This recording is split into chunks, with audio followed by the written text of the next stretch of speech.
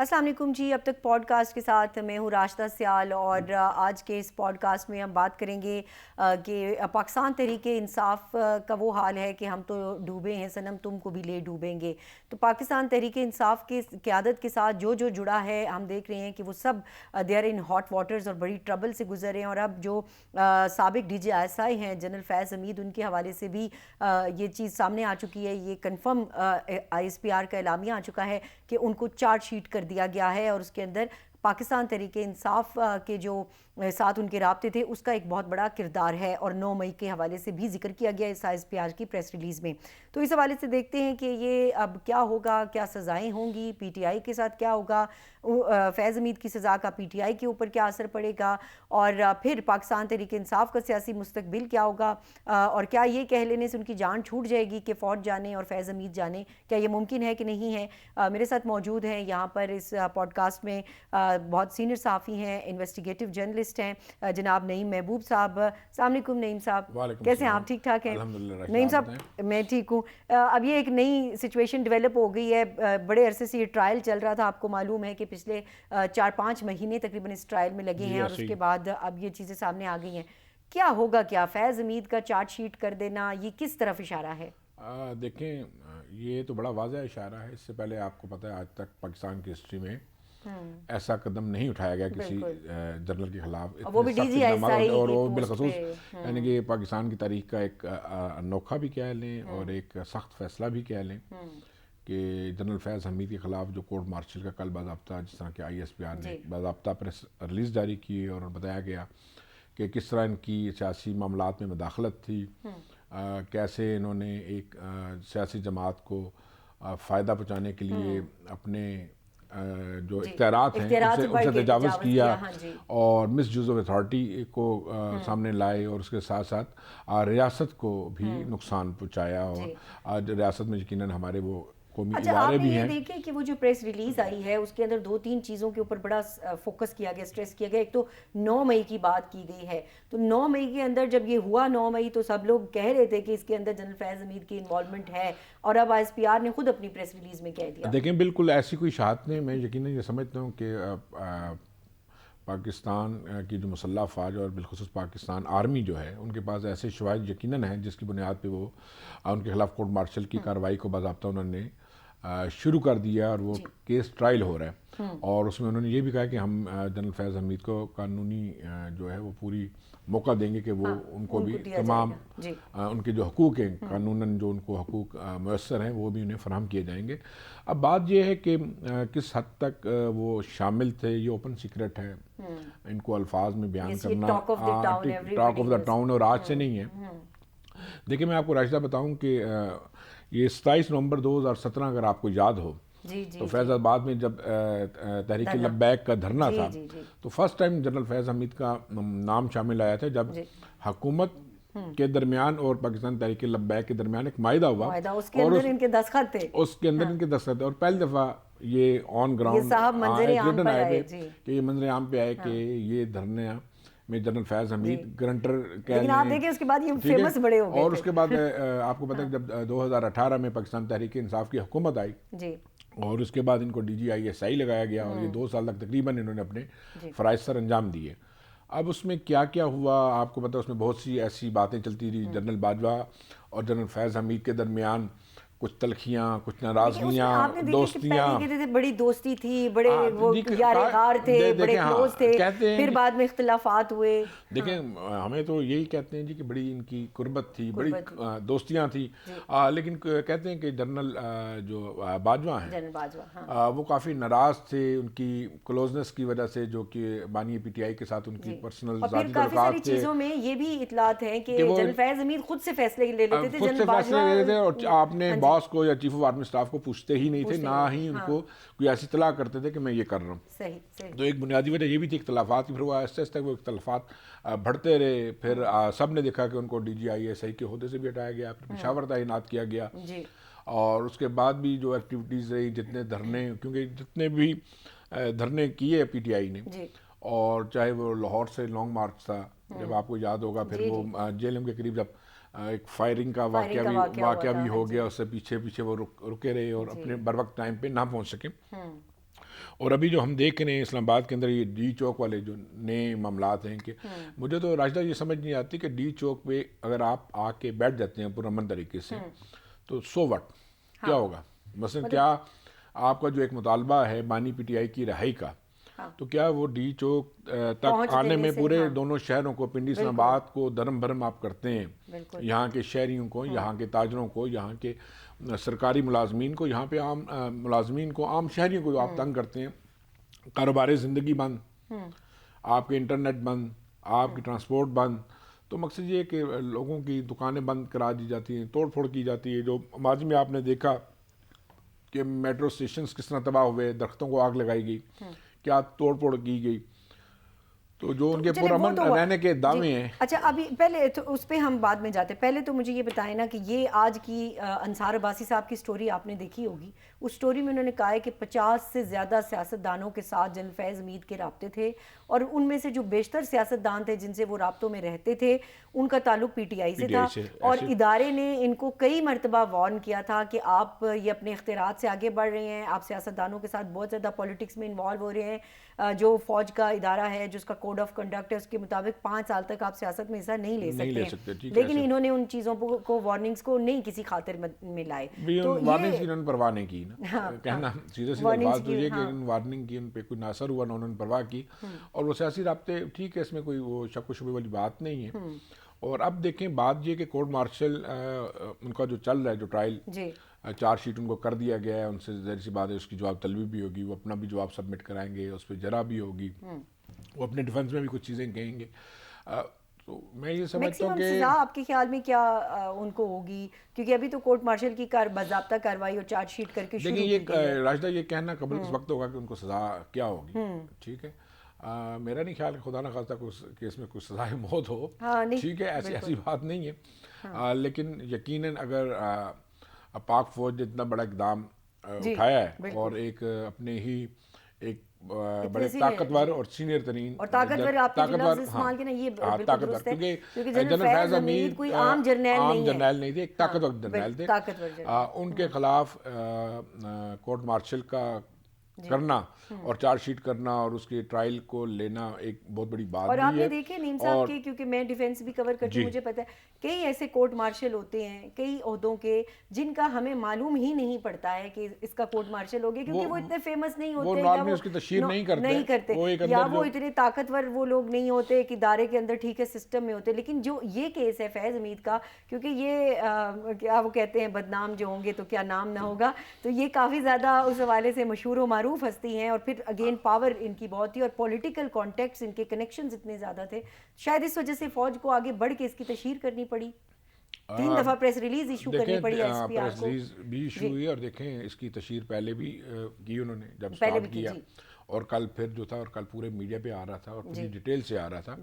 تو بات یہ کہ راشدہ ایک طاقتور جرنیل اپنے ہی ادارے کے ایسے افسر کے خلاف جو ماضی میں انتہائی طاقت ور عہدے پہ رہا بھی، اور اس نے پریکٹیکلی اپنی لائف کو یا اپنی اس جاب کو اسی طاقت سے دکھایا بھی اور اپنے کام کیے بھی ہوں، ان کے خلاف اس طرح کے ٹرائل کا ہونا یقیناً ایک میں کہتا ہوں پیغام ہے باقی سب لوگ ایسے لوگوں کے لیے بھی کہ آپ اپنی حدود میں اپنے ڈسپلن میں رہ کے چیزوں کو کریں، اپنی حدود کو آپ وائلیشن اس نہ کریں. اچھا ابھی یہ سپریم کورٹ بار کی طرف سے بھی ایک اعلامیہ میں دیکھ رہی تھی آیا ہے، انہوں نے بھی جو ہے وہ فیض حمید کے کورٹ مارشل کا بڑا خیر مقدم کیا اور کہا ہے کہ کوئی بھی شخص احتساب سے بالاتر نہیں ہونا چاہیے. تو اس کا مطلب ہے کہ کافی ساری جگہوں سے اس کو ویلکم کیا جا رہا ہے اس ٹرائل کو.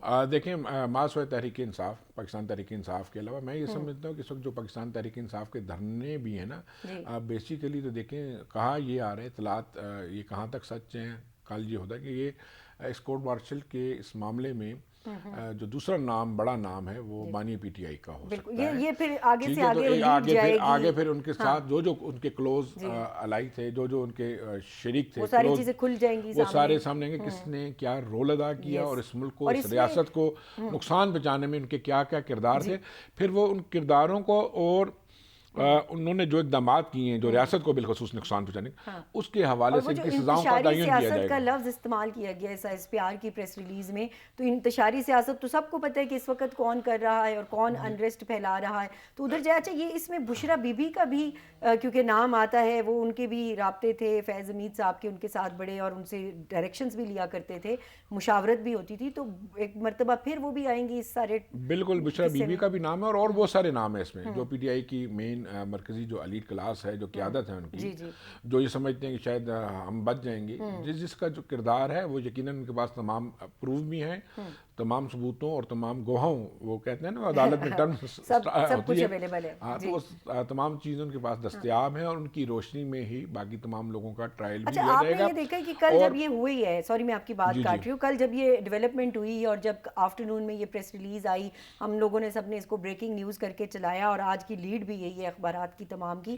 لیکن اس کے بعد جو رات کو ٹاک شوز ہوئے یا پھر جو اسٹیٹمنٹس آئیں پی ٹی آئی کی, ہم بات کریں تو وہ اپنے آپ کو بالکل ڈسٹینس کر کے, اب شیر افضل مروت کہہ رہے کہ جی ہمارا سے کیا لینا, صاحب نے جو آپ نے اپنے انٹرویو میں بھی کہا کہ انہوں نے کہا یہ فوج جانے, فوج کا کام جانے, اور وہ ایک جرنیل ان کا اپنا, ہمیں کیا لینا دینا. تو آپ کل تک ان کے ساتھ بیٹھے تھے, ان کے ساتھ دوستی بھی تھی, فائدے بھی لے رہے تھے, ان سے ہر الٹا سیدھا کام بھی کروا رہے تھے, اب آپ ان کو اون بھی نہیں کرنے کو تیار. راجہ یہ بڑی بدقسمتی کی بات ہے نا کہ جب وہ چیزیں ان کے حق میں تھیں تو آپ نے سنا ہوگا کہ ٹی وی چینلز پہ پریس بریفنگز اور جو پریس کانفرنسوں میں یہ ان کا کیا موقف ہوتا تھا کہ فوج کے خلاف کسی نے بات کی تو ہم یہ کر دیں گے, آرمی چیف قوم کا باپ ہوتا ہے, اور آرمی چیف قوم کا باپ ہے, اور کسی آرمی آفیسر کے خلاف کوئی بات ہوئی تو وہ غداری میں آئے گی, یہ ہوگا وہ ہوگا, لمبی چوڑی ہے وہ تمام چیزیں آن ریکارڈ ہیں. تو یعنی جب تک اپنے ساتھ سیٹ ہے تو قوم کا باپ ہے, جب سیٹ سوشل نہیں ہے میڈیا تو پہ پھر آج بھی ان وہ کے بیانات خلاف سارے, اتنی بڑی کیمپین تو جب تک تو وہ آپ کے ساتھ چلتے رہے, ہاں وہ چاہے ٹھیک چل رہے تھے چاہے غلط چل رہے تھے, میں نہیں اس بحث میں پڑتا کہ وہ ٹھیک تھے یا غلط تھے,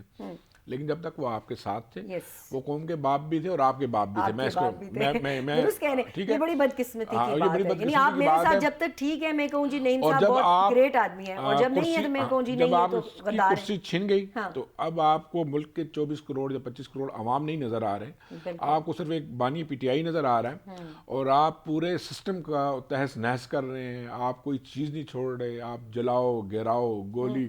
دیکھیں نا یہ بات بھی پروو ہوئی کہ اس بار جو دھرنا اس بار ہوا لیٹسٹ ابھی چند ہفتے پہلے قبل, اس میں اخوان بھی تھے, اس میں یہ لوگ مسلح بھی تھے, اور یہاں سے دیکھیں وہ باضابطہ کے پی کے پولیس کو جو ایشوز ہیں یہ آنسو گیس کے گنز یا ویپنز وہ بھی لے کے آئے تھے, تو یہ کیا ہے. اور دیکھیں آپ اس میں یہ جو ابھی اب ہم اس کی بات کر لیتے ہیں, ابھی آپ نے ذکر کیا یہ جو دھرنا تھا 24 نومبر والا, اس کے اندر 1500 کے قریب ہارڈ کور ایسے لوگ تھے جو کہ پراپر ٹرینڈ تھے, اور جس میں آپ نے بات کی کہ ویپن ان کے پاس تھے اور کے پی کے گورنمنٹ کے وسائل انہوں نے استعمال کیے. دیکھیں یہ تو وہ خود بھی مانے کے پی کے جو چیف منسٹر ہیں, انہوں نے ایک پریس کانفرنس میں آن دا ریکارڈ کہا کہ وہ جب ایک جرنلسٹ نے سوال کیا تو انہوں نے کہا کہ میں کون ہوں, تو انہوں نے کہا جی آپ وزیر اعلیٰ ہیں, تو انہوں نے کہا میں وزیر اعلیٰ ہوں, میں کے پی کے کا چیف ایگزیکٹو ہوں, تو مجھے یہ حق حاصل ہے کہ میں کے پی کے وسائل کو استعمال کر سکوں. دیکھیں اب یہ تو نہیں ہے نا کہ آپ وزیر اعلیٰ ہیں, آپ کو حق حاصل ہے آپ وفاق پہ چڑھائی کر دیں جا کے, جب آپ اس کی بھی درستگی کرتا جاؤں,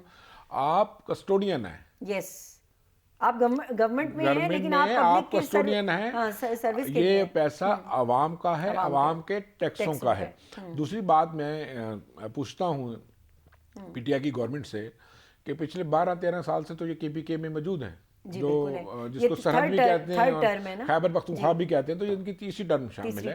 تو مجھے یہ بتائیں, بلکہ یہ سوال تو کے پی کے ان ہمارے بھائیوں, ان ہمارے بھائی ہیں نا, دیکھیں آپ کسی کو غلط پکچر دکھا کے یا کسی کو کوئی غلط جھانسا دے کے یا کسی کو غلط نوکریوں کا جھانسا دے لیں, آپ پیسوں دے کے لاتے ہیں لوگوں کو یا گمراہ کرتے ہیں, آپ ان سے ان دوستوں کو ان بھائیوں کو ہمارے یہ تو پوچھنا چاہیے, نوجوان ہیں, اللہ پاک نے شعور آپ کو دیا ہے, دماغ دیا ہوا ہے, آپ ان سے یہ تو پوچھیں کہ 13-14 سالوں میں آپ نے کیا ڈیلیور کیا کے پی کے عوام کے لیے, اپنے صوبے میں آپ نے کون سے ایسی ترقی کی ہے جو کہ قابل تعریف بھی ہو اور قابل ستائش بھی ہو, اور آپ اپنے عوام کو بتا سکیں کہ ہم نے آپ کے لیے یہ کیا ہے. ایک چیز آپ نے دیکھی ہے کہ یہ جو پی ٹی آئی کی جو پولیٹکس ہے, اس کو میں پیچھے بہت پیچھے تو نہیں ماضی میں جاؤں گی, خان صاحب کو ویسے تو میں 2007 سے ان کو کور کر رہی ہوں, لیکن جو 2014 کا دھرنا تھا اس کے بعد سے آپ دیکھیں کہ ان کی پولیٹکس رہی ہی کنفرنٹیشن کی سیاست ہے.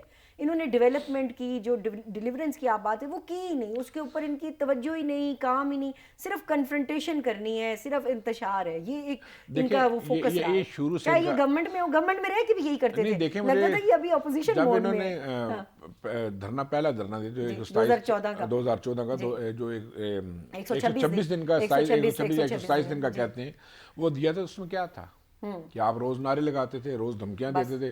کبھی آپ آئی جی اسلام آباد کو دھمکی دے رہے ہیں، کبھی آپ موجودہ حکومت کو، اس وقت کی حکومت کو دے رہے ہیں، اور کبھی آپ کہہ رہے ہیں کہ امپائر دیکھ رہا ہے، امپائر نے انگلی اٹھانی ہے، اٹھنے والی ہے. تو مقصد یہ کہ آپ کے پاس ایسا، اور جب اب امپائر کی انگلی اٹھی ہے تو اب اچھی نہیں لگ رہی. ٹھیک ہے، اور اب جب امپائر کی انگلی اٹھی گئی ہے تو اب آپ کو یہ انگلی اچھی کیوں نہیں لگ رہی؟ اب آپ کی انگلی جو ہے وہ کیوں، بلکہ میں یہ کہنا ہے آپ کو اب یہ انگلی کیوں تنگ کر رہی ہے. ٹھیک ہے، تو مسئلہ یہ کہ یہ اس طرح نہیں ہونا چاہیے. یہ ہماری بدقسمتی ہے. یہ پاکستان ہم سب کا گھر ہے، چاہے وہ صوبہ سندھ ہو، صوبہ پنجاب ہو، صوبہ KPK ہو، یا آپ کا یہ کوئٹہ بلوچستان ہو، یا ایون دیٹ کہ گلگت بلتستان ہمارے شمالی علاقہ جات ہو، ٹھیک ہے، کشمیر ہو، یہ سب ہمارے بھائی ہیں، ہم سب کا گھر ہے. بالکل ٹھیک ہے. اور میں یہ نہیں سمجھتا کہ کسی بھی صوبے کا دوسرے وفاق پہ چڑھائی کرنا، یہ میں سمجھتا ہوں کہ ایک سنگین جرم ہے. لیکن آئین پاکستان اس کی اجازت نہیں دیتا. ہم نے PTI کو بہت برا بھلا کہہ لیا، لیکن ابھی ہم نہیں، ہم برا بھلا نہیں کہتے PTI کو، ہم یہ کہتے ہیں کہ اس میں شامل ان کا طرز سیاست بھی ٹھیک نہیں، اس کو بھی درست ہونے کی ضرورت ہے. دوسرا ساری PTI ایسی نہیں ہے، بالکل ٹھیک ہے، اس میں اچھے لوگ بھی ہیں، لیکن جو لوگ یہ انتشار کی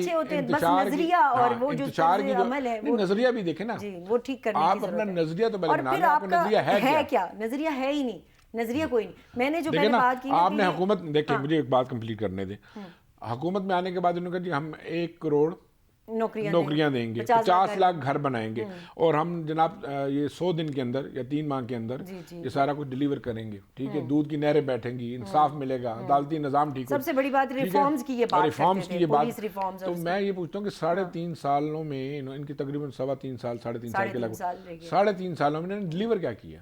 کیا یہ اپنے ان وعدوں پہ یا ان نعروں پہ 50 لاکھ نہیں 10,000 گھر ہی بنا دیتے نا، شروع تو کرتے نا، کوئی چیز ایسی ہوئی. اب یہ جو ہم طرز سیاست کی بات کر رہے ہیں نا، اب اس میں انہوں نے کیا کہ میں اس کا ایسی اتروا دوں گا، میں اس کو جیل میں ڈال دوں گا. وہی مطلب آپ گورنمنٹ میں ہیں، آپ پرائم منسٹر ہیں، وزیر اعظم کی. دیکھیں میں آپ کو ایک دلچسپ بتاؤں، اس میں مجھے بات یاد آ گئی. یہ ابھی جب توشہ خانہ کا ابھی تک میڈیا پہ منظر عام پہ نہیں آیا تھا، تو ہمارے ایک دوست ہیں جنہوں نے درخواست دے رکھی تھی، وہ جرنلسٹ ہی ہیں. اچھا.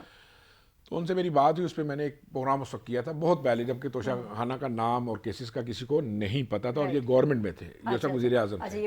ہاں، یہ اس وقت. تو انہوں نے ایک فائل کی تھی، تو وہی جس جسٹس کے پاس اسلام آباد ہائی کورٹ میں لگی تھی، وہ والی سوات کے پوتے ہیں. ٹھیک ہے، تو انہوں نے یہ کیا کہ کیونکہ یہ پرائم منسٹر تھے اور KPK میں بھی ان کی گورنمنٹ تھی، یہ آن ریکارڈ ہے یہ بات. اچھا، صحیح. وہاں سے اس جسٹس کو KPK گورنمنٹ نے ایک لیٹر جاری کر دیا کہ آپ جس گھر میں رہتے ہیں یہ والی سوات کی ایک نشانی ہے، تو کیوں ہم KPK گورنمنٹ یہ فیصلہ کر رہی ہے، یہ سوچ رہی ہے کہ ہم اس کو نیشنل ایسٹس میں لے لیں، تو آپ ان کو نوٹس جاری کر دیا. یہ آن ریکارڈ بات بتا رہا ہوں کہ جب آپ اقتدار میں ہو تو پھر آپ کو کوئی آپ کے لیے نہ قانون ہے، نہ آپ کے لیے کوئی انصاف کی بات ہے، نہ کوئی آپ کے لیے سچ ہے، نہ آپ کے لیے ابھی یہ کہتے ہیں نا کہ جی وہ وہاں پہ سہولیات نہیں ہے، خان صاحب کو جیل میں اور وہ کیا جا رہا ہے، ان کو تنگ کیا جا رہا ہے. کبھی کہتے ہیں جی اڈیالہ سے منتقل کر دیا، ان کی زندگی کو خطرہ ہے، کبھی کچھ کہتے ہیں. وہ تو دیکھیں بشرا بی بی نے کہا جی پوائزن کیا تھا. بیرسٹر گوہر کا اور گوہر ایوب کا، ان کا جب وہ ملاقات کر کے آئے، دیکھیں نا ایک اور چیز، انہوں نے 400 سے سٹارٹ کی کہ 400 کے قریب شہادتیں ہو گئی ہیں. 1200 سر، 1200. اچھا 1200 اچھا، جو میں نے ایک ویڈیو دیکھی وہ 400 سے سٹارٹ ہوئے تھے، پھر 300 سم تھنگ پہ آئے، پھر 278 پہ آئے، اور اینڈ پھر جب ملاقات ہوئی بانی PTI سے، ان کی PTI کے دیگر رہنماؤں کی، جس میں اپوزیشن لیڈر بھی تھے اور وہ بھی چیئرمین بھی تھے، تو انہوں نے کہا نہیں جی 12. اچھا میں کہتا ہوں کہ اگر وہ 12 لوگ بھی اگر ہیں تو وہ کہاں ہیں، ان کی کیا کوائف ہیں، ان کی فیملیز کدھر ہیں، ان کے جنازے کدھر ہیں، ان کی قبریں کدھر ہیں. میں آپ کو ایک بات بتاؤں، یہ جو آپ نے بات کی ہے نا، یہ بڑی ضروری بات اور بڑی سینسٹیو بات ہے.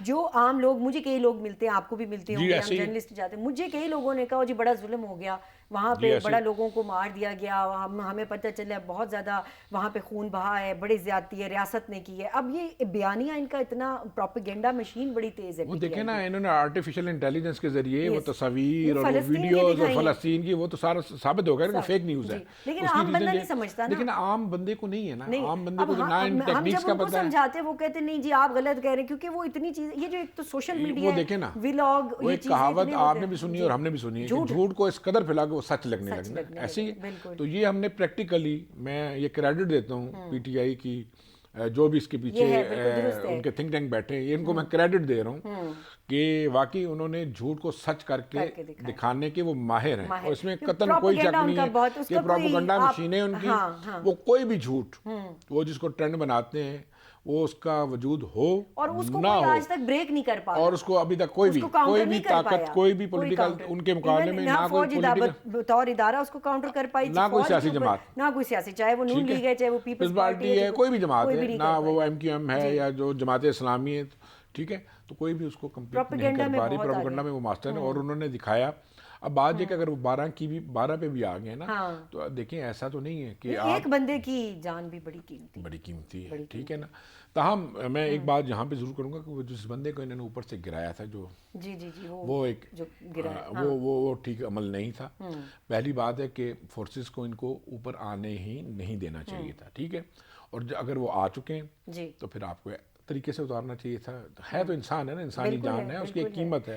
तो हमारे लिए सब जितने भी हमारे दोस्त हैं, हमारे भाई हैं, वो चाहे किसी भी जमात से तल्लुक़ रखते हैं, मैं सिर्फ ये कहता हूँ राजदा कि उनको इस मुल्क को सबसे पहले रखना चाहिए, इस मुल्क के मफादात को, इस रियासत के मफादात को। हमें जो चैलेंजेस दरपेश है, देखें ना, इस मुल्क में महंगाई का एक तूफान बरपा है, लेकिन वही बात अगेन जो हम बात कर रहे हैं ना, ये है नईम साहब, लेकिन जो प्रोपेगेंडा है आप उसको नहीं तोड़ पा रहे हैं उसका। ना, अब वो कहते हैं जी ये अगर खान आ जाए, अभी मुझे कुछ दिन पहले एक आदमी कह रहा था जी मार्च में खान साहब वजीर आजम होंगे जी, ये काफी शिद्दत से खबर चल रही है, मेरी डील हो गई है, बातचीत चल गई है, मार्च में वो दोबारा एक आलमी ताकत का, किस तरह होंगे मुझे कुछ समझाएं। आलमी ताकत का अमेरिका का, वो बार बार कहते हैं जी अमेरिकन प्रेसिडेंट से बात होगी, वो देखे प्रेसिडेंट ट्रंप की वजह से उन्होंने कह दिया है, उन्होंने कह दिया कि इमरान खान मेरा बड़ा करीबी दोस्त है। अब ये कहाँ तक सच है, कहाँ तक झूठ है, ये तो खुदा बेहतर जानता है, लेकिन मैं नहीं समझता कि रियासतों में। मैं आपको एक खबर बताती हूँ यहाँ पे, वैसे मुझे हमारी कुछ एक ऑफ द रिकॉर्ड एक सिटिंग थी कुछ अमेरिकी सिफारतकारों के साथ, और वहाँ पे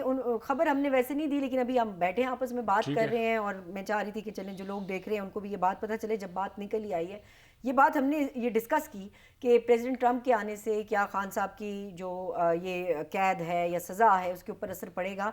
तो उन्होंने कहा जी हम इस प्रोसेस को देख ज़रूर रहे हैं, लेकिन जो पाकिस्तान का अदलिया का निज़ाम है हम उसकी रिस्पेक्ट करते हैं, और ये होता भी ऐसी है। आप भी इतने सालों से सहाफ़त में हैं, मुझे अब 19-20 साल हो गए हैं, मैं भी ये देख रही हूँ, मैं इसी बीट को कवर कर रही हूँ। बिल्कुल ऐसे तो वो जो कंट्री टू कंट्री मामलात होते हैं उसमें वो पर्सन टू पर्सन नहीं इंटरफेयर करते। बिल्कुल ऐसे ये रियलिटी भी है, उड़ाई गई है, ये फैक्ट भी है। देखें ज़ाती तल्लुकात हर बंदे के होते हैं। जब भी कोई गवर्नमेंट में आता है, प्राइम मिनिस्टर के ओहदे पे बैठेगा, यकीनन दुनिया के दीगर आलमी लीडरों से उसकी दोस्तियां भी हो जाती हैं, कुर्बतें भी होती हैं, तल्लुकात भी होते हैं।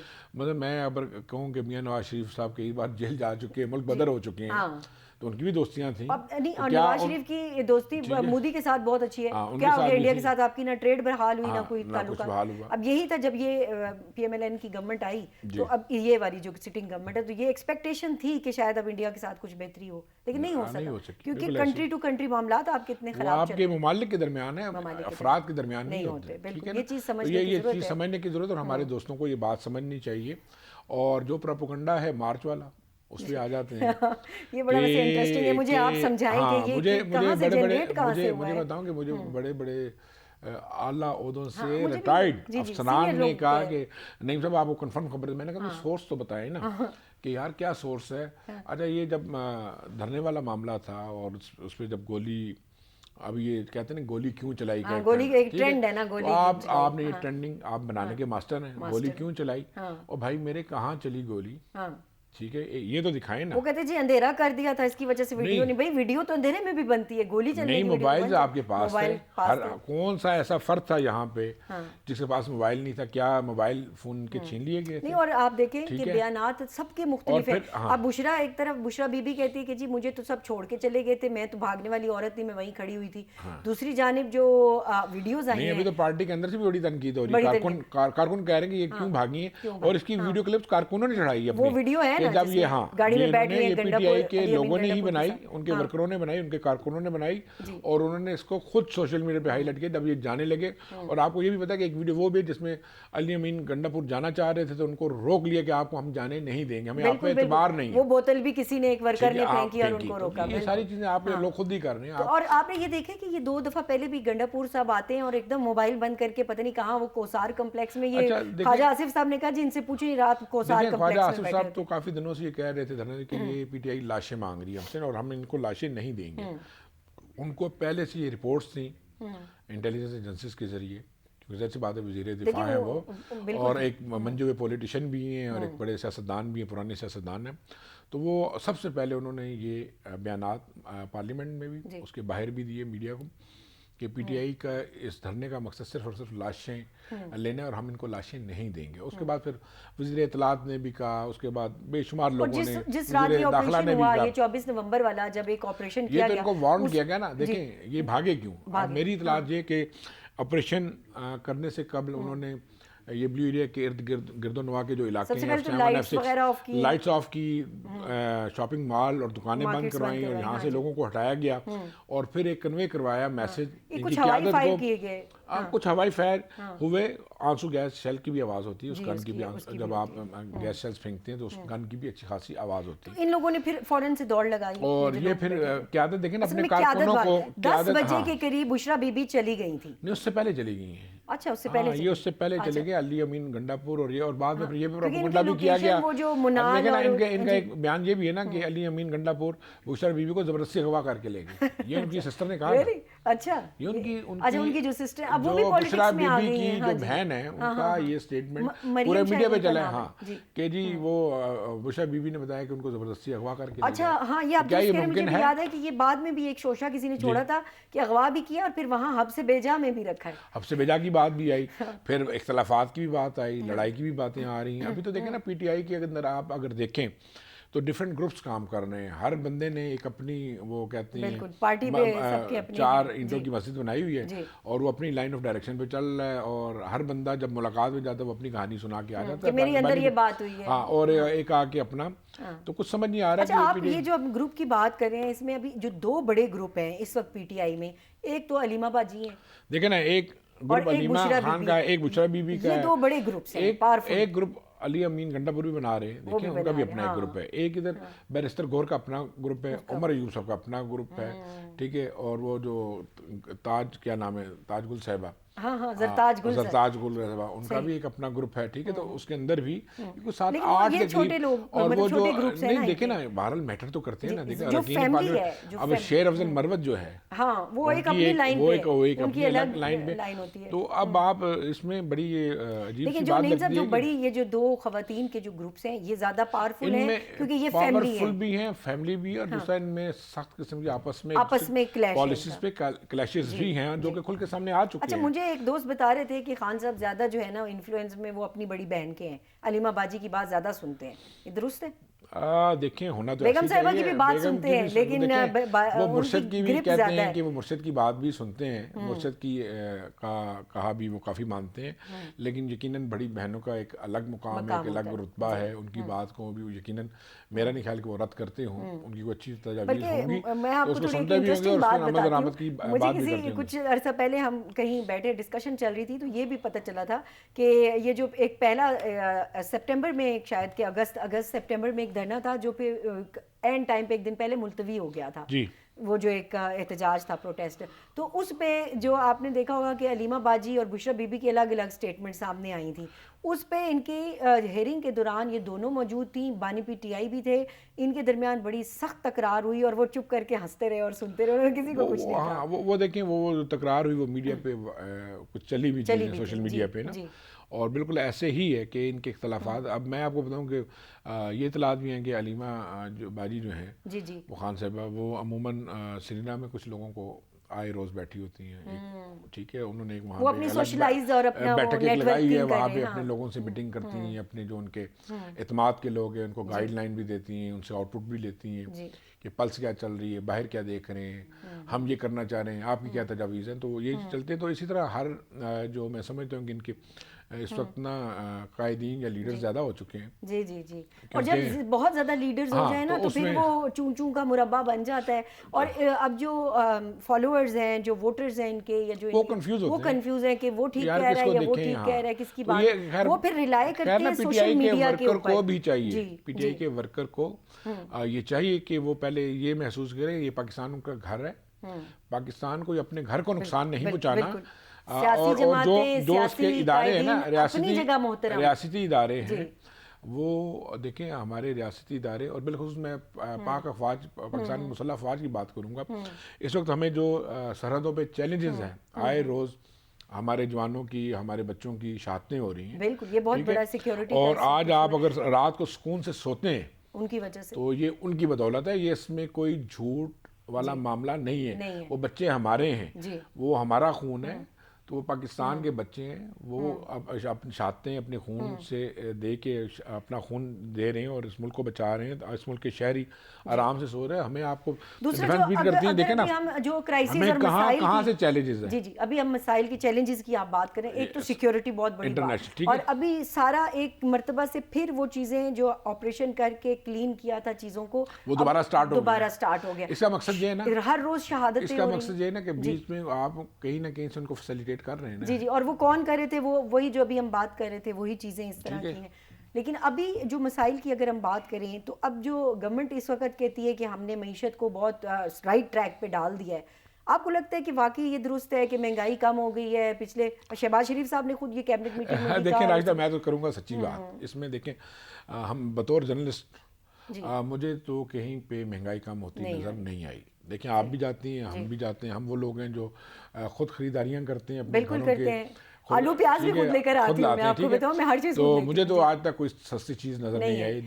آئے روز قیمت اوپر کی مزید اوپر گئی ہے, واپس نہیں آئی. اگر وہ پیچھے سے سستی بھی آئی ہے نا, تو ہمارے یہاں جو بیچ میں منڈیاں ہیں یا بیچ میں جو مڈل مین ہے نا, انتظامی جن کی ڈیوٹیز ہیں پرائز کنٹرول کی, وہ اپنے فرائض انجام نہیں دیتے اور عوام کو دونوں ہاتھوں سے لوٹ رہے ہیں. ٹھیک ہے, اور کوئی مہنگائی کم نہیں ہے, اور چیک اینڈ بیلنس نہیں ہے, آپ کہیں بھی چلے جائیں کوئی چیک نہیں کرے گا, کچھ نہیں کرے گا. اور میں یہ بات بھی کہوں گا کہ میں یہ سمجھتا ہوں حکومت ٹھیک ہے, کوششیں کر رہی ہے کہ بہتری لانے کی, ملک کی معیشت اور اقتصادی صورتحال کو بہتر کرنے کی ان کی کاوشیں ضرور ہیں, لیکن میں یہ سمجھتا ہوں کہ ابھی بھی وہ اس ٹریک پہ نہیں ہے جس ٹریک پہ ہونا چاہیے, کیونکہ یہ 25-26 کروڑ عوام کا ملک ہے. اس کو چلانے کے لیے آپ کو ایسی پالیسیز بنانی پڑیں گی کہ آنے والے چند سالوں میں پاکستان کے نوجوانوں کو, پڑھے لکھے نوجوانوں کو کوئی روزگار کے مواقع مل سکیں, کاروبار کے مواقع مل سکیں. یہاں سے باہر جا رہے ہیں, بڑی افسوس کی بات ہے اور بڑا دکھ ہوتا ہے کہ جو بھی اچھا طبقہ ہے, اور ایون جو بیچارے لیبر بھی کر رہے ہیں, وہ بھی کہتے ہیں ہم باہر جائیں, ہم گلف چلے جائیں, سعودیہ چلے جائیں. جب آپ کو اپرچونٹیز نہیں ملیں گی تو کیا کرنا ہے؟ اب اس نے اپنے گھر نہیں چلانا. ایک بچے کو آپ نے پڑھایا, کوئی گریجویشن کرایا یا ماسٹر کرایا یا ڈاکٹریٹ کرائی یا انجینئرنگ کرائی, اس کے بعد جاب نہیں ہے, وہ کیا کرے, کیا کرے گا؟ بالکل درست بات ہے. ہمارے یہاں تو دیکھیں نا, ہمارے یہاں ہوتا کیا ہے کہ والدین اپنے ساری زندگی اپنے بچوں کے کیریئر پہ لگا دیتے ہیں, ان کو پڑھانے میں لکھانے میں. اب جب وہ نوجوان ہوتا ہے, ڈگری کمپلیٹ کرتا ہے, اس کے بعد اگر اس کو روزگار نہیں ملتا تو اس نے کہاں جانا ہے؟ یہ بنیادی طور پہ آئین پاکستان بھی. آپ کے بڑے کلوز تعلقات ایف آئی اے وغیرہ میں ہیں, اور میں دیکھ رہی ہوتی ہوں کہ آپ بڑی اچھی سٹوریز دیتے. یہ جس طرح بیچارے ہمارے آج کل کی نوجوان نسل بچے ایجنٹوں کے ہاتھوں اور ہیومنس جو اسمگلرز ہیں ان کے ہاتھوں یرغمال بنے ہوئے ہیں یورپ جانے کی وجہ سے. وہ ایک بڑا مسئلہ ہے, وہ بیچارے مس یوز ہو رہے ہیں, اپنی جانوں کو سے ہاتھوں بیٹھتے ہیں, اور یہ بہت سے واقعات آئے روز ہوتے ہیں. اب مسئلہ یہ ہے کہ جب یہاں سے روزگار نہیں ملتا تو یقین مان لیں کہ وہ قرضے اٹھا کے, اپنے گھر فروخت کر کے, اپنی زمینیں بیچ کے, اپنے زیورات بیچ کے ایجنٹوں سے مجبور ہو جاتے ہیں. کیونکہ آپ آپ ذرا تھوڑا سا, اگر ہمارا ذرا یہ پوڈ کاسٹ ہے لوگ دیکھیں گے, میں چاہوں گی اس کو ایجوکیٹ کریں لوگوں کو کہ یہ مت کریں آپ اس طرح اتنی فرسٹریشن میں آ کے, بس جانا ہے چاہے جو بندہ مل گیا جو ایجنٹ کو 25-30 لاکھ روپے دینا ہے, کوئی کام وہ آپ اسی 25-30 لاکھ سے کوئی ایسا کام کر لیں, ایسا آپ کاروبار, بے شمار چھوٹے چھوٹے ایسے کام کیے جا سکتے ہیں پروڈکشن کے حوالے سے, کہ آپ چھوٹی سی کوئی صابن فیکٹری لگا لیں, آپ کو صرف کا کام سٹارٹ کر دیں, آپ کوئی چھوٹا سا منرل واٹر لگا لیں, کوئی آپ واشنگ اسٹیشن, کار واشنگ اسٹیشن بنا لیں, ٹھیک ہے, کوئی دکان ڈال لیں. تو آپ یہاں سے ایک تو اپنی جان کو خطرے میں مت ڈالیں, اپنے والدین کے لیے تمام زندگی کا رونا دھونا نہ بنائیں, اس معاملے کو پیسے دے کے موت خریدتے ہیں نا. اور پھر ایجنٹ، کیونکہ ایجنٹوں نے تو وہ اور یہ بڑے ڈنکی لگانا ہے، انٹرنیشنل نیٹ ورکس ہیں ان کے، پورے انٹرنیشنل نیٹ ورکس ہیں، اور وہ پکڑے اس لیے نہیں جاتے کہ یہاں سے آپ بارڈروں کے ذریعے سے بارڈر پولیس بھی ملی ہوتی ہے، ان کو بھی آپ پیسے دے رہے ہوتے ہیں، کہیں نہ کہیں سے آپ مختلف راستوں سے مختلف ٹریک سے آپ نکالتے ہیں، آگے پھر کشتیوں پہ کنٹینرز پہ کئی دن بند رکھ کے بھوکا پیاسا ان کو لے جاتے ہیں، اس میں کہیں اموات ہو جاتی ہے، پھر کہیں پہ خدا نہ خواستہ کسی ملک میں کسی امیگریشن فورس نے ان پہ حملہ کر دیا یا ان کو چیک کر لیا، وہاں پہ کراس فائرنگ میں مارے جاتے ہیں، ان کی تو لاشیں بھی واپس نہیں آتی، ٹھیک ہے نا؟ تو یہ بالکل نہیں ہونا چاہیے. میں بالکل یہ اپنے نوجوانوں سے درخواست کروں گا، وہ ویزا لگانا چاہتے ہیں وہ باضابطہ سفارت خانے میں اپنے ڈاکومنٹس، اوورسیز پاکستانیز میں جائیں اور اپنے آپ کو نہیں رجسٹر باضابطہ کروا دیکھیں، جی اوورسیز مختلف کانفرنسز ہوتی ہیں، مختلف ایونٹس ہوتے ہیں، مختلف صنعتی نمائشیں ہوتی ہیں، باضابطہ آپ اپنی بینک اسٹیٹمنٹس ٹھیک کریں، آپ اپنے کاروبار کو ٹھیک کریں، آپ سفارت خانوں میں اپلائی کریں، خود ویزے لگوائیں، جس میں آپ کے پیسوں کی بھی بچت ہے، اور پھر آپ ایک لیگل فریم ورک میں آپ جا رہے ہیں، شارٹ کٹ نہیں، اور آپ بحفاظت دوسرے ملک میں بھی جائیں گے، پھر وہاں پہ بھی اپرچونیٹیز ملتی ہیں آپ کو، ملک آپ کو رسپیکٹ بھی دے گا کہ آپ ایک طریقے سے آئے ہیں، لیگل طریقے سے. یہ بالکل یہ غلط بھی ہے، اور اس میں بہت سی کالی بھیڑیں شامل ہیں. اچھا واپس اکانومی پہ جو ہم بات کر رہے تھے، جہاں سے ہماری بات آگے نکل گئی، اکانومی جو سرکولر ڈیٹ اور یہ جو چیزیں تھیں، جو قرضے تھے، پھر اب سعودی عرب سے ریکویسٹ کی گئی ہے کہ آپ تھوڑا ہمیں اور مزید کوشن دیں، یہ کیسے یہ ساری چیزیں سنبھلیں گی؟ آپ کو لگتا ہے شہباز شریف یہ کر پائیں گے؟ کیونکہ اس وقت ان کی بھی، جس طرح عمران خان کے ٹائم پہ ایک آئیڈیل سچویشن تھی کہ سارے ادارے ان کے ساتھ سپورٹ میں تھے، اس وقت اس گورنمنٹ کے ساتھ بھی سب سپورٹ میں ہیں بشمول راجدہ. دیکھیں سپورٹ میں موجود تو ہیں، لیکن ایک بات یاد رکھیں ہمیشہ، جب بھی کسی چیز میں ایک بار بگاڑ آ جاتا ہے نا، وہ کہتے ہیں نا جب ایک بیماری جب آپ کینسر کی طرح جب پھیل جاتی ہے نا، تو یہ اگر آپ اس کو غور سے دیکھیں نا، اگر آپ کبھی بیٹھ کے سکون سے، آپ نہیں، میں اس ملک کے تمام عوام سے یہ کہوں گا کہ کبھی وہ بیٹھ کے دیکھیں کہ وہ تھوڑا سا یہ تجزیہ ضرور کریں کہ 2018 میں کیا صورتحال تھی، اور 2018 کے بعد آج کیا صورت ہے. کیونکہ جب آپ کے ایسٹس آپ ضائع کر دیتے ہیں نا، آپ کی جو جمع پونجیاں تھیں، آپ کے جو ایسٹس تھے، وہ جب ڈرین ہو گئے، تو وہ اب کوشش کے باوجود، میں سچی سی بات کو سنبھل نہیں رہے، اس میں وقت لگے گا. پھر آپ نے اپنا ٹرسٹ کھو دیا نا. آپ دیکھیں آپ کے ساتھ جو ممالک، جو طاقتیں آپ کو سپورٹ کر رہی تھیں، آپ نے ان سب طاقتوں کو ناراض کیا. میں اب نام نہیں لیتا، اچھی بات نہیں، ٹھیک ہے، وہ سب کو اوپن سیکرٹ ہے. وہ 2-4-5 جو ملک ہیں جو ہمیشہ سے پاکستان کے ساتھ ہر مشکل وقت میں کھڑے ہوئے، آپ نے اپنے کوئی ایسی بات نہیں دیکھیں نا، سعودی عرب آپ سے ناراض، چین آپ سے، اب جا کے معاملات کافی بہتر ہوئے ہیں. سعودیہ کو آپ نے ناراض کیا، آپ گئے ان کے طیارے پہ تھے، اپنے طیارے پہ، اس سے بڑا اور کیا ثبوت ہو سکتا ہے؟ ٹھیک ہے. پھر سی پیک پہ آپ نے جو کیا، چین آپ سے ناراض، ٹھیک ہے، بڑا واضح ہے. کچھ دن پہلے یہاں میں آپ کو بتاؤں، اور سی پیک کو دیکھیں نا، سی پیک کو نقصان پہنچانا، اب سی پیک کا نہ بننا تو بیسیکلی بھارتی اور امریکن ایجنڈا ہے. امریکہ اور بھارت یہ کبھی نہیں چاہتا کہ سی پیک بنے اور پاکستان میں خوشحالی آئے، اور ہمیشہ سے اس کے خلاف رہے. آئے روز ہمارے چینی دوستوں کو ٹارگٹ کلنگ کی جاتی ہے ان کی، کہ چینی کچھ سفارتکاروں سے کچھ دن پہلے ایک نشست ہوئی، اور وہاں پہ بڑی ہم نے کوشش کی کہ ان سے قریدیں، ظاہر سفارتکار آپ کو پتہ بات کو کور کر لیتے ہیں چیزیں، لیکن تھوڑی سی جب ہم نے بات ان سے زیادہ کی تو انہوں نے اس بات کو کنفرم کیا کہ جو گزشتہ حکومت تھی پاکستان تحریک انصاف کی، ان کی پرائرٹیز اور تھیں. یعنی سی پیک ان کی پرائرٹی پہ تھا ہی نہیں. چین کے سفارتکار کہہ رہے ہیں. میں آپ کو بتاؤں کہ سی پیک بند کرا دیا تھا. میں آپ کو بتاؤں، میں دیکھیں نا، میں کچھ ایسے متعلقہ افسران کے درمیان ایک دن بیٹھا تھا، ایک رات دعوت تھی، یہ میں پرسنل سا واقعہ ہے، لیکن اس میں سارے ہی ماشاءاللہ سارے وہ لوگ تھے جو میٹر بھی کرتے تھے. اور تو میں نے ان سے یہ کہا کہ مجھے یہ بتائیں کہ سی پیک کیوں بند کرائے عمران خان نے. تو وہ متعلقہ لوگ تھے، تو وہ سب نے پہلے تو ایک دوسرے کی طرف دیکھا، اور پھر میں کیونکہ جو متعلقہ افسر تھے جو اس کے ساتھ بالکل اٹیچ تھے، تو میں کہا سر آپ بتائیں میری اس بات کی آپ تصدیق کریں گے یا تردید؟ تو انہوں نے کہا نہیں، سی پیک بند کرا دیا.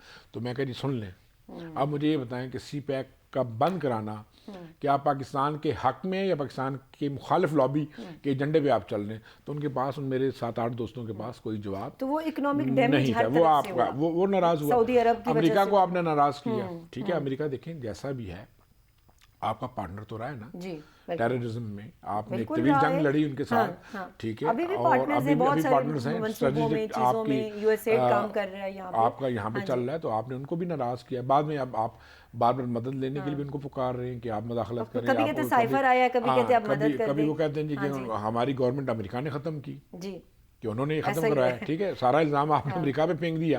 اب آپ کے جو نجات دہندہ ہے وہ بھی امریکہ ہی, آپ کہتے ہیں کہ ہمیں وہ رہائی دلائیں گے, ہمارے معاملات کو سیدھے کریں گے. تو انٹرنیشنل فرنٹ پہ میں اس میں کہ دیکھیں اس سے بڑی اور کیا ہو سکتا ہے کہ انٹرنیشنل فرنٹ پہ تو کیا نا, ان کے دور حکومت 3 وزیر خزانہ بدلیں. اس سے بڑی اور کیا ناکامی ہو سکتی ہے کہ آپ کے پاس کہ آپ 3.5 سالوں میں آپ کے 3 وزیر خزانہ تھے. تو وہ پالیسیز کا تسلسل. اور مہنگائی کا دیکھ لیں نا, مہنگائی ان کے 3.5 سالوں میں کہاں, مجھے یہ اچھی طرح یاد ہے کہ اگر چینی 48 سے 50 روپے کلو تھی تو 150 روپے کلو تک گئی. گھی جو ہے 150 روپے کے جی تھا تو وہ 500 روپے کے جی تک گیا. پیٹرول گیا. پھر ڈالر کی تو خان صاحب نے خود مانا کہ میں تو سو رہا تھا, میں نے تو جب ٹی وی آن کیا تو ٹی وی پہ دیکھا کہ 34 سے 36 روپے یا 38 روپے ریٹ بڑھ گیا. تو یہ کیسے ممکن ہے یار؟ تو آپ چیف ایگزیکٹو آف پاکستان ہو, پرائم منسٹر آف پاکستان ہو, اور آپ کہتے ہو کہ مجھے ٹی وی کی خبر سے پتا چلا.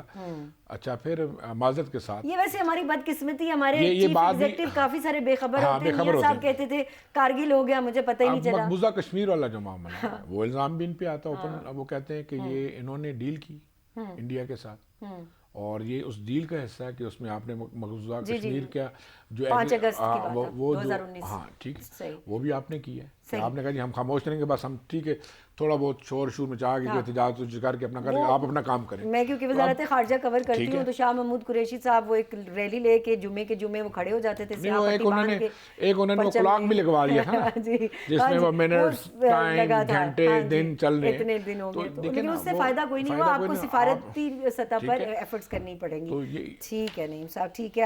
کافی ساری ہم نے چیزیں آج ویسے بس یہ راشدہ بات ہے کہ یہ چیزیں اچھی ڈیبیٹ ماشاءاللہ اچھا نالج, لیکن ہم سب کو یہ چاہیے کہ سب سے پہلے ہم پاکستانی, اور یہ ہمارا گھر ہے, اور ہم نے اس کی عزت, اس کی بقا, اس کی حفاظت اور اس کی سلامتی کے لیے اپنی جانیں ضرور قربان کرتے ہیں. اس کو نقصان نہیں پہنچانا, اپنی سیاست کی نظر نہ کریں, اس کو بینٹ نہ چلائیں. بالکل ایسے ہی جی. اب تک پوڈ کاسٹ سے نعیم محبوب صاحب کو بھی اور مجھے بھی اجازت دیجیے. ان کا شکریہ کہ وہ ہمارے ساتھ موجود تھے, اور راشدہ سیال کو اجازت دیجیے. اللہ نگہبان.